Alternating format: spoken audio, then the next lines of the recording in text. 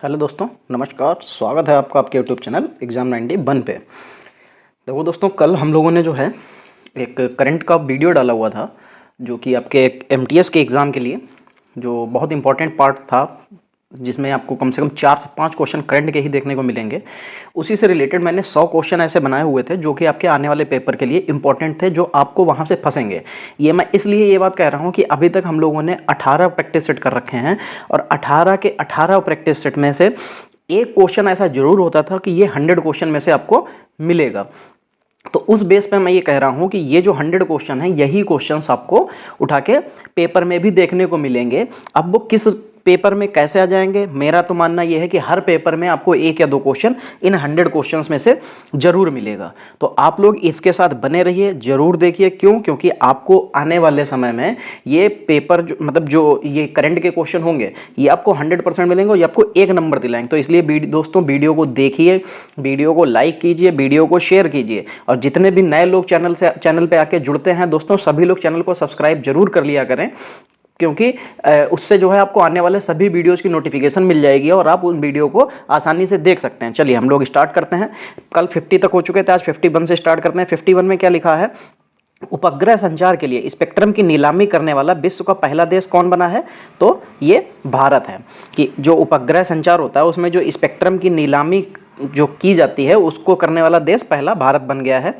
चलिए 52 नंबर देखिए। 52 नंबर में क्या लिखा हुआ है? आने वाली पीढ़ी के लिए धूम्रपान पर प्रतिबंध लगाने वाला विश्व का पहला देश कौन बन गया है? तो ये न्यूजीलैंड बन गया। बहुत अच्छा कदम उठाया न्यूजीलैंड ने, कि जो धूम्रपान है, गुटखा है, पान पुड़िया, दारू, सिगरेट, ये सारी चीज़ें क्या है, आने वाली पीढ़ी के लिए बहुत खतरनाक हैं। तो अगर इस पर प्रतिबंध लगाया, बहुत अच्छा काम किया। चलिए 53 नंबर देखिए। एशिया की पहली हाइड्रोजन संचालित यात्री ट्रेन किस देश में शुरू हुई? तो चीन में हुई। देखिए दो क्वेश्चन इससे बनते हैं, एक तो एशिया में, दूसरा विश्व की पहली हाइड्रोजन संचालित ट्रेन कहाँ पर शुरू हुई? तो जर्मनी में।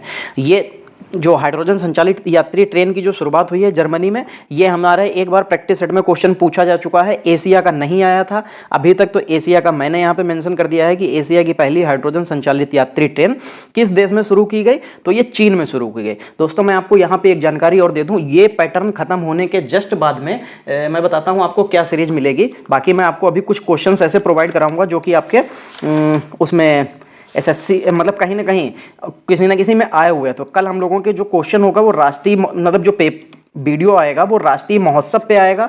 उसके अलावा फिर हम लोग आप जो बात करेंगे वो कह सकते हैं कि जो प्रीवियस में पेपर हुए हैं अभी रिसेंटली, जहाँ जहाँ पे भी पेपर हुए हैं, जैसे चाहे बीपीएससी का पेपर हुआ हो, छत्तीसगढ़ पीसीएस का पेपर हुआ हो, राजस्थान टीईटी का पेपर हुआ हो, राजस्थान सीसेट मतलब सीएट का पेपर हुआ हो, या कह सकते हैं यूपी पीसीएस जे का पेपर हुआ हो, इन सभी में जो करंट के क्वेश्चन पूछे गए वो मैं आपको प्रोवाइड कराऊंगा। लगभग 3 से 4 वीडियो में कंप्लीट हो जाएगा। लगभग 200 क्वेश्चन से ज़्यादा नहीं होंगे, 200-250 क्वेश्चन।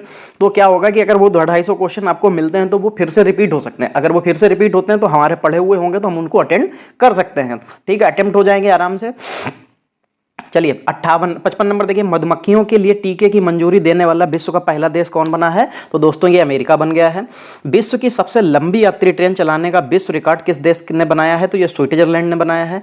संस्कृत में बनी विश्व की पहली साइंस डॉक्यूमेंट्री का नाम क्या है? ये एनम नाम है, YANAM।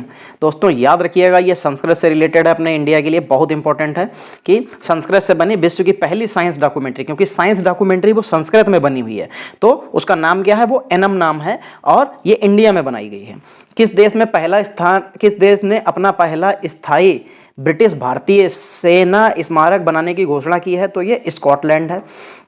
देखिए ये सारे के सारे हम लोग जो क्वेश्चन कर रहे हैं ये इंटरनेशनल से रिलेटेड है, इसीलिए आपको सारे के सारे इंटरनेशनल वाले ही क्वेश्चन मिल रहे हैं।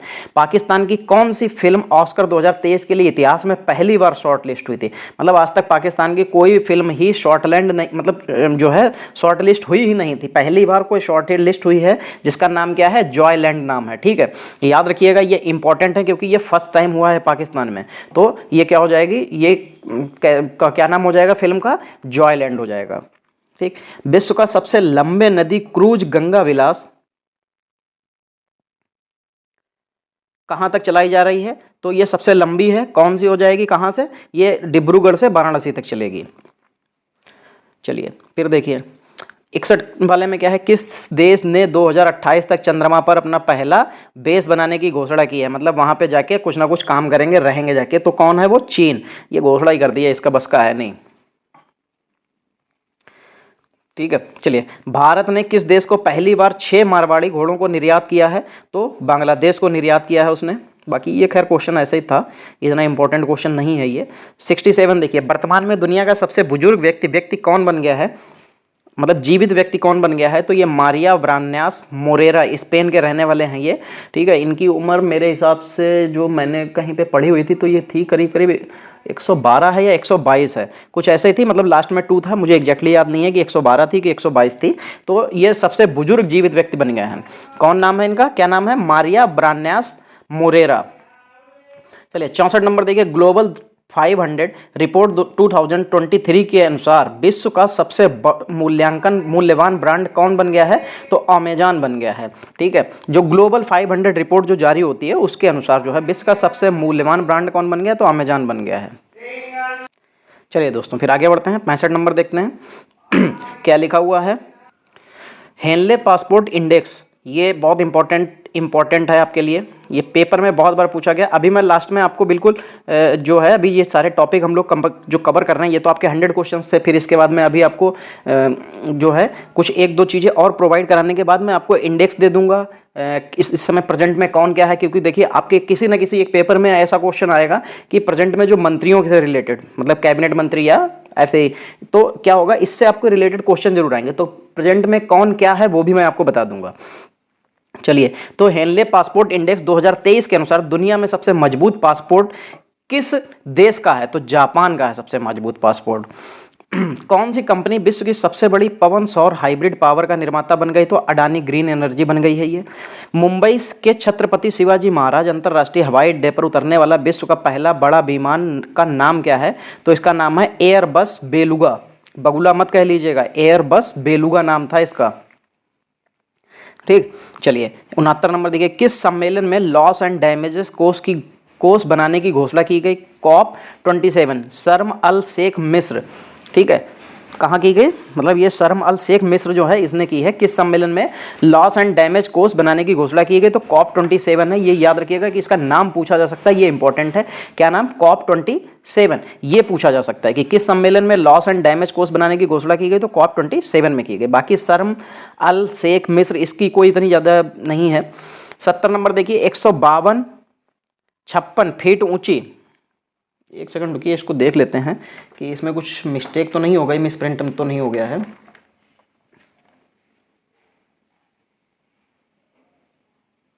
हाँ, 15,256 फीट पर स्थित विश्व के सबसे ऊंचे मतदान, अच्छा ये ऊंचाई है, मतलब ये कहाँ पे है, तो ये हिमाचल प्रदेश में इतनी ऊंचाई पे बना हुआ है ये। मतदान केंद्र का नाम क्या है, तो ताशीगंग नाम है उसका, वो कहाँ पड़ेगा, वो हिमाचल प्रदेश में पड़ेगा। ठीक है, 15,556 था शायद, 15,556 या 356 क्या था, एक सेकंड देख लेते हैं, 15,256। ठीक है, 15,256 मीटर की ऊंचाई पर जो है, सबसे ऊंचाई पर जो मतदान केंद्र बना है उसका नाम क्या है, ताशीगंग नाम है, ये हिमाचल प्रदेश में पड़ेगा। इंपॉर्टेंट क्वेश्चन था आपके लिए। अब देखिए, ये विज्ञान एवं प्रौद्योगिकी से रिलेटेड कुछ क्वेश्चन है, चलिए देखते हैं। 71, भारतीय सेना के किस कैंट में पहला 3D प्रिंटेड घर का उद्घाटन किया गया, तो ये अहमदाबाद कैंट में किया गया है, इसमें 3D प्रिंटेड होगा ये घर। भारत का पहला निजी रूप से विकसित रॉकेट का नाम क्या है, ये विक्रम ऐसा नाम है। भारत का पहला इंट्रानेजल कोविड-19 वैक्सीन का नाम क्या है, जिसे भारत बायोटेक ने विकसित किया है, तो ये INCOVACC ये नाम है इसका, भारत का पहला इंट्रानेजल कोविड-19 वैक्सीन, जो जिसका नाम क्या है, नोकोवैक। ठीक है, आई स्मॉल बनेगी, बाकी NCOVACC। ठीक है, ये नाम लिखा हुआ है। 74 नंबर देखिए, सूर्य और सौर कोरोना का अवलोकन करने वाला पहला भारतीय अंतरिक्ष मिशन का नाम क्या रखा गया है, तो आदित्य L1 मिशन रखा गया है इसका नाम। इंपॉर्टेंट क्वेश्चन है, क्योंकि अभी तक ये कोरोना वाला जो काम था कि इसका जो अवलोकन कई लोगों ने किया है और ये भारत ने ही किया है, इसका नाम आदित्य L1 रखा गया है, तो ये याद रखिएगा। भारत के पहले 5G सक्षम ड्रोन का नाम क्या रखा गया, ये स्काई हॉक नाम है, स्काई हॉक नाम है। 76 नंबर देखिए, भारत की पहली स्वदेशी anti submarine warfare shallow watercraft का नाम क्या है? इसका नाम है INS अर्नाल। ये स्वदेशी anti submarine warfare shallow watercraft है, ठीक है, जिसको ASW SWC कहते हैं। ये मेन चीज ये है कि ये स्वदेशी है, इसलिए इंपॉर्टेंट होता है आपके लिए। इसका नाम है INS अर्नाल। 77 नंबर देखिए, राशिद रोवर किस देश का चंद्र अंतरिक्ष यान है? राशिद रोवर किस देश का चंद्र अंतरिक्ष अभियान है? देखो, राशिद खान के ऊपर मत चला जाना है कि अफगानिस्तान इतना डेवलप नहीं है कि वो कोई भी अंतरिक्ष यान इस तरीके की चीजें बना पाए, ठीक है। तो राशिद रोवर किस देश का अंतरिक्ष यान हो जाएगा? ये संयुक्त अरब अमीरात का हो जाएगा। टीबी का पता लगाने के लिए किसने स्वदेशी परीक्षण किट विकसित किया है? तो ये कौन है? ये माइलैब परीक्षण किट पुणे ने विकसित किया है, ठीक है। इसका नाम क्या है? माइलैब परीक्षण किट, और ये पुणे ने विकसित किया है। नासा का आर्टेमिस 1 मिशन किससे संबंधित है? तो दोस्तों ये चंद्रमा से संबंधित है। आर्टेमिस 1 याद रखिएगा। साइक्लोन 1 युद्ध अभ्यास थल सेना किन दो देशों के बीच होता है? तो भारत और मिस्र। ये युद्धाभ्यास जितने भी होते हैं इनमें से कुछ बहुत इंपॉर्टेंट होते हैं। अगला देखिए, अगला क्या है टॉपिक? खेल कूद है, ठीक है। यहां से आपको क्वेश्चन हर पेपर में एक क्वेश्चन देखने को मिलता ही मिलता है, तो इसीलिए यहाँ पे 10 से 15 क्वेश्चन ही हैं जो मैंने अपने सेलेक्ट किए हुए हैं, वो देखते हैं।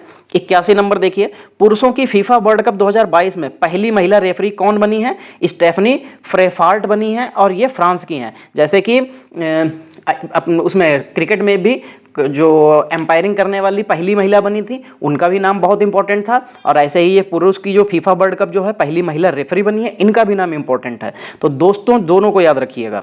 चलिए, और ये वाला जो क्रिकेट में जो मैं आया था वो मैंने किसी प्रैक्टिस सेट में आया था, तब मैंने वहाँ पे आपको बताया भी था, या शायद मैंने कि कहीं पे आपको इसको एग्जैक्टली बता रखा है। चलिए, 82 नंबर, अंतरराष्ट्रीय T20 में 4000 रन बनाने वाले खिलाड़ी कौन बन गए? तो विराट कोहली बन गए हैं दोस्तों, रन मशीन जिनको कहा जाता है। 83, पहला ICC अंडर-19 महिला T20 वर्ल्ड विश्व कप किसने जीता है? तो ये भारत ने जीता है। अभी शेफाली वर्मा जो है उनकी कप्तानी में ये वर्ल्ड कप जीता गया है, अभी रिसेंटली ही जीता है, जिसने ये बहुत अच्छा प्रदर्शन किया था, ठीक है। इंडिया ने बहुत अच्छा प्रदर्शन करते हुए सिर्फ शायद एक मैच हारी थी, बाकी सारे के सारे मैच इंडिया ने जीते थे। चलिए, 84 नंबर देखिए, अंतरराष्ट्रीय T20 महिला क्रिकेट में 100 विकेट लेने वाली पहली भारतीय गेंदबाज महिला कौन बन गई? तो ये दीप्ति शर्मा बन गई हैं, बहुत अच्छी गेंदबाजी करती हैं। बाकी अगर सबसे ज़्यादा विकेट लेने का रिकॉर्ड किसी के पास है तो वो झूलन गोस्वामी के पास है, जिनका कैरियर भी काफ़ी लंबा था और काफ़ी अच्छी गेंदबाजी भी वो करती थी, काफ़ी लंबे कद की थी। 85 नंबर, भारत की तरफ से एक दिवसीय अंतर्राष्ट्रीय मैच में 5वां दोहरा शतक बनाने वाला सबसे युवा खिलाड़ी कौन बन गया? तो ये शुभमन गिल बन गए हैं, जो कि अभी रिसेंटली ही इन्होंने किस टीम के खिलाफ बनाया था? शायद श्रीलंका के खिलाफ बनाया था, ठीक है। और उस समय पे शायद 3 मैचों की सीरीज में 2 शतक थे, जिसमें एक दोहरा शतक था, एक नॉर्मल शतक था, कुछ ऐसा ही था। और तो बहुत उस समय पे ये बहुत अच्छा खेले। चलिए, 86 नंबर, एक दिवसीय मैच में सबसे तेज दोहरा शतक लगाने का रिकॉर्ड, सबसे तेज दोहरा शतक लगाने वाला खिलाड़ी कौन है? तो ये ईशान किशन है, और ये चौथा था, इसने लगाया। उसके मुश्किल से 1 महीना भी नहीं बीता था तब तक शुभमन गिल ने बना दिया। शायद 8 या 10 लोग हैं जिसमें शायद 8 लोगों ने लगाया है, उसमें से 6 लोग इंडिया के हैं, कुछ ऐसे ही है, या 7 लोगों ने अभी तक दोहरा शतक बनाया जिसमें 5 इंडिया के हैं। 87 नंबर, 87 नंबर क्या दे रखा है? 87 नंबर में दे रखा है अंतरराष्ट्रीय टेस्ट मैच में पहले दिन ही 500 रन बनाने वाले पहली क्रिकेट टीम कौन बन गई? तो ये इंग्लैंड बन गई। इसने शायद श्रीलंका के खिलाफ इसने भी बनाए थे अभी, जिसमें 4 शतक बनाए गए थे। 88 नंबर देखिए, भारतीय ओलंपिक संघ की पहली महिला अध्यक्ष किसे चुना गया? तो ये पीटी उषा, बहुत इंपॉर्टेंट क्वेश्चन है, याद रखिएगा। पीटी उषा भी जो है राज्यसभा में भी कुछ बनाई गई हैं, याद रखिएगा। उनके बारे में भी मैंने प्रैक्टिस सेट में या कल वाले सेट पेपर में मैंने बता रखा है। आप देखिए, मैं हमेशा कहता हूं कि मैं जो भी प्रैक्टिस सेट कराता हूं, आपको मैंने 18-19 लगभग प्रैक्टिस सेट करा रखे हैं, आप जाइए उनको देखिए। वहां पे देखने पे आपको जो भी करंट मैंने कराई है, हर पेपर में 3 से 4 क्वेश्चन 5 क्वेश्चन करंट के आए हैं। एक बार को आप कहीं पे नोट डाउन करके लिख लीजिए, उनको पढ़िए, आपको ये सारे क्वेश्चन भी उसमें मिलेंगे। क्यों? क्योंकि देखिए, वो मैं प्रैक्टिस सेट कहीं और से करा रहा हूं, ये मैंने बना के रखे हुए थे, तब मैंने आपको कराया है, ठीक। पूरे मैंने साल की करंट अफेयर्स पढ़ी, जिसमें से मुझे लगे कुछ क्वेश्चंस, अभी मैं आपको प्रीवियस ईयर भी इसमें से करा दूंगा। चलिए, 89, भारत के लिस्ट ए क्रिकेट में एक ओवर में 7 छक्के लगाने वाला पहला बल्लेबाज कौन बन गया? तो ये ऋतुराज गायकवाड़ बने हैं, अभी जल्दी में ही इन्होंने बनाए थे, एक 9 बॉल पे छक्का मारा था इन्होंने। चलिए 90 नंबर देखिए क्या लिखा है, एक साल में 1000 टी20 रन बनाने वाले पहले भारतीय खिलाड़ी कौन बने? सूर्य कुमार यादव। ये चीज मैंने अपने यूट्यूब चैनल पे ये जो क्विज में डालता हूँ डेली 10 सुबह जो 10 मतलब सुबह 10 बजे जो आती है आपके पास सुबह, वो उसमें मैंने ये क्वेश्चन पूछा था कि एक साल में एक कैलेंडर ईयर मतलब एक कैलेंडर में 1000 टी20 रन बनाने वाले खिलाड़ी कौन बन गए? सूर्य कुमार यादव। उसके बाद से इनके ऊपर ऐसी पनौती लग गई है कि अब ये 0 पे ही आउट होते हैं। चलिए अब आते हैं लास्ट के 10 क्वेश्चन जो है ये पर्यावरण में पारिस्थितिकी के हैं। चलिए इनको देखते हैं। 91 नंबर, प्राकृतिक संसाधनों के रक्षा के लिए जलवायु परिवर्तन मिशन शुरू करने वाला भारत का पहला राज्य कौन बना है? प्राकृतिक संसाधनों के रक्षा के लिए जलवायु परिवर्तन मिशन शुरू करने वाला भारत का पहला राज्य तमिलनाडु बन गया है। चलिए चर्चा में रहे कर्तनिया घाट वन्य जीव अभयारण्य किस राज्य में है? तो ये दोस्तों उत्तर प्रदेश में पड़ता है। भारत का पहला कोयला गैसीकरण आधारित तलचर उर्वरक संयंत्र का निर्माण किस राज्य में किया गया है? तो दोस्तों ये उड़ीसा में किया गया है। 94, भारत की पहली नीलगिरी तहर प्रोजेक्ट किस राज्य ने शुरू किया है? तो दोस्तों ये तमिलनाडु ने शुरू किया है। तमिलनाडु ने अभी कुछ ऐसे काम जल्दी में ही रिसेंटली स्टार्ट किए हैं जो बहुत अच्छे हैं। चलिए 95 number, state of global water resources report पहली बार किस संगठन ने जारी की है? तो विश्व मौसम विज्ञान संगठन यानी कि WMO ये जारी की है। ये पहली बार जारी की गई है तो इसलिए ये इंपॉर्टेंट बन जाती है दोस्तों। चलिए 96 नंबर देखिए, विश्व का कौन सा सबसे बड़ा ज्वालामुखी पिछले 38 वर्षों में पहली बार फटा है? तो ये मोना लाओ, ये जो है ये मोना लाओ, ये पहली बार 38 सालों में ये पहली बार फटा है। 38 सालों से इसमें कोई हलचल नहीं थी, सुसुप्त अवस्था में था, मृत अवस्था में नहीं। 97 नंबर, किस राज्य ने एलिफेंटा डेथ ऑडिट फ्रेमवर्क पहल शुरू किया है? तो दोस्तों देखिए ये भी तमिलनाडु ने ही चालू किया है। 98 नंबर, उत्तर भारत का सबसे बड़ा फ्लोटिंग और सौर परियोजना का उद्घाटन ये कहाँ किया गया है? ये चंडीगढ़ में किया गया है। बहुत इंपॉर्टेंट क्वेश्चन है, क्यों? क्योंकि ये फ्लोटिंग सौर ऊर्जा परियोजना का उद्घाटन किया गया है, ठीक है, और ये सबसे बड़ा भी है, तो इस चक्कर में ये आपके लिए इंपॉर्टेंट बन जाता है। 99 नंबर, ग्रीन क्लाइमेट फंड स्थापित करने वाला भारत का पहला राज्य कौन बन गया? तो देखिए फिर तमिलनाडु है। इसलिए तमिलनाडु ने इस जो पिछला जो आपका 22-23 का जो सत्र था मार्च तक का, इसमें तमिलनाडु ने बहुत ज़्यादा काम किया और बहुत बेहतरीन काम किया है।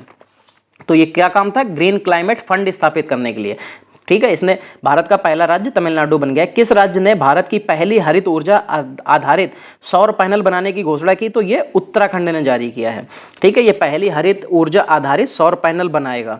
चलिए दोस्तों देखिए हमारे जो आज के भी 50 क्वेश्चन थे, जो इंपॉर्टेंट 50 क्वेश्चन थे, वो आज भी खत्म हो गए हैं। आज ये इंटरनेशनल खेलकूद और पारिस्थितिकी तंत्र से रिलेटेड कुछ क्वेश्चन थे और विज्ञान प्रौद्योगिकी के भी रिलेटेड क्वेश्चन थे।